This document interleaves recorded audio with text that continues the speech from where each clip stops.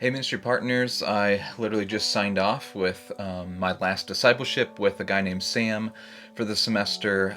This week we're finishing up the semester. We're finishing up time with our students, Bible studies, things like that. And we're sending off students into the longest break that I'm aware of that a student has ever had. So excited to update you guys on what's been going on in ministry here at U of I as we close up the semester. I'm on a scooter. It's crazy to think that this month Meyer turns 1 year old. I feel like in COVID life, it's been a weird first year of his life, and I feel like even a lot of our extended family, friends, people just don't know him because of COVID life, and that's true of so many babies his age. But he has been a joy to us this year. He's just started walking. He is developing the real baby steps into language and things like that. It's a really fun season of his life. It's been fun seeing how different he is from the girls, and yet also some of those really cool similarities. And so we've been so blessed to have him for this last year and getting to celebrate him now, leading up to Christmas. We're really thankful for Meyer. So the big update we have for you guys is Freshman Day. This is something that we asked for prayer for in our most recent update. It was back on November 7th, so pretty much right after our last update to you guys. We had this Freshman Day, which was basically an open invitation to all freshmen in Cru to come together as a class. For a lot of them, it was really, especially in COVID season, it was their first time to really meet lots of other freshmen who are involved in Cru, who live on other parts of campus from theirs. So these are people who they don't see in their weekly Bible study and things like that. I was one of the 2 staff members in charge of this event, and it was a blast. It really was. Like Fall Getaway, it was out at the new place that Brooke and I have, so it was outside the whole time. This normally would be a retreat, like an overnight retreat similar to Fall Getaway, but again, because of COVID restrictions, we just made it one socially distanced day. 35 freshmen came, which was really exciting. That's actually the biggest number that we've had in years. It's definitely the biggest number, so that was exciting. We just saw community being built. It's fun to watch an event like this, freshmen exchanging phone numbers and really getting connected. I gave a talk on setting eternal priorities as new college students who want to walk with God. That was kind of the emphasis on the day, and how they need each other to help each other do that, to hold together and hold each other accountable so that they can set and keep their priorities as Christians who want to walk with God and honor God for the next 3, 4, 5 years, however many years they're here at U of I. We also, for fun, had a massive scavenger hunt out in the woods. I think I hid like 125 things, random objects out in the woods, and basically they went out and found them. Sounds simple. They had a blast. Again, just anything to do in COVID that's kind of safe and okay are big hits usually. And so they really loved this. It was a lot of fun. And then we finished the night with a bonfire out there as well, which was also really great.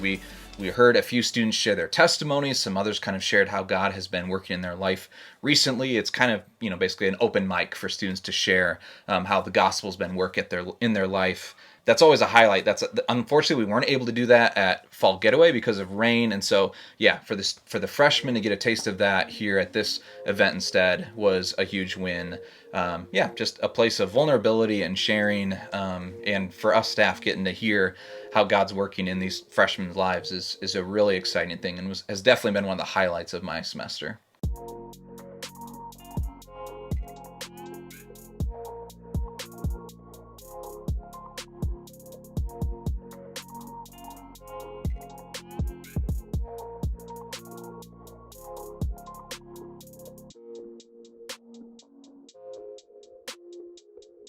So one of the things we wanted to update you guys on is what kind of the future of campus is. We mentioned that we are finishing up this first semester, sending students off into break. And right now, the plan is that students will be at home until January 25th, basically. Their finals and things like that are happening here.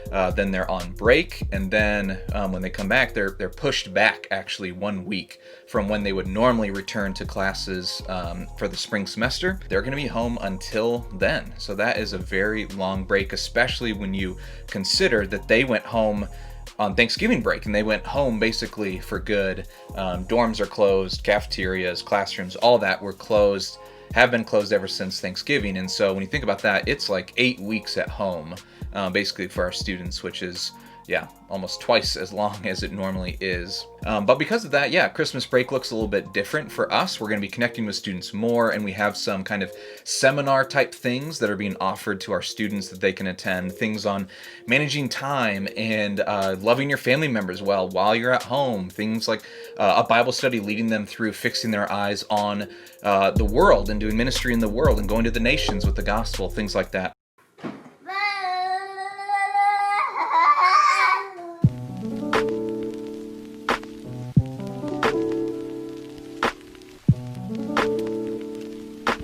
Something we've never done with you guys before, but thought it would be very timely and kind of fun to share this with you guys is actually 2, maybe you could say, Christmas gift options, book recommendations. There could be many books that we could recommend that I'm sure you guys could recommend with us, but these are 2 books that have meant a lot to me and Brooke. One, what I read for the first time this year. One is a couple years old. So the first one is Gentle and Lowly by Dane Ortland, and the little subheading here is The Heart of Christ for Sinners and Sufferers.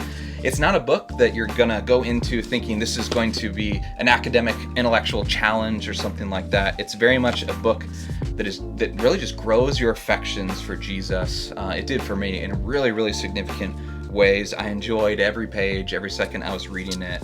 Could not recommend this book more. I think it has officially passed this other book I'm going to recommend as my most given out book to students, friends, people. Yeah, could not speak highly enough about it.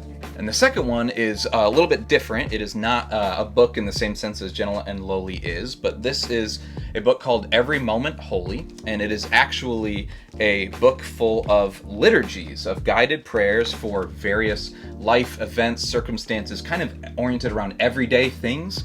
It's basically saying that even the everyday mundane moments of life are opportunities to honor God, moments for holiness. And so that's why there's prayers for the changing of diapers. There's prayers very much around the holiday season. There's tons sitting around a fire and all kinds of stuff. Some of the ones I really love are there's like a guided prayer as you're about to consume media or you're about to make a purchase of some kind. Like I said, all kinds of different everyday activities, everyday circumstances that the book is saying these are moments for holiness, and we should take them seriously and make them prayerful and things like that. Yeah, love this book, Every Moment Holy. Highly recommend it. Again, not a book that you read through, but just an incredible resource for you to give to a friend, family member, something like that. Yeah, love that book.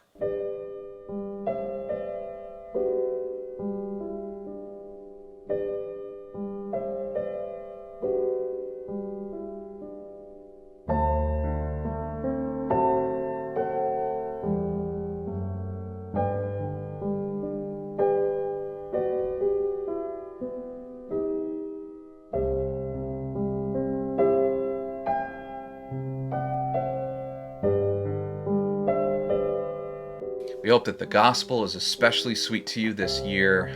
Celebrating the birth of Christ is meaningful, especially in times where it's a bit more of a challenging Christmas. Circumstances aren't as ideal. I'm sure family setups and all that, get-togethers aren't as ideal as you would like them to be. We're all in that boat. I hope especially amidst this, the gospel would be really sweet to you guys. So we're praying for you. We love you guys a lot, and we'll talk to you guys soon.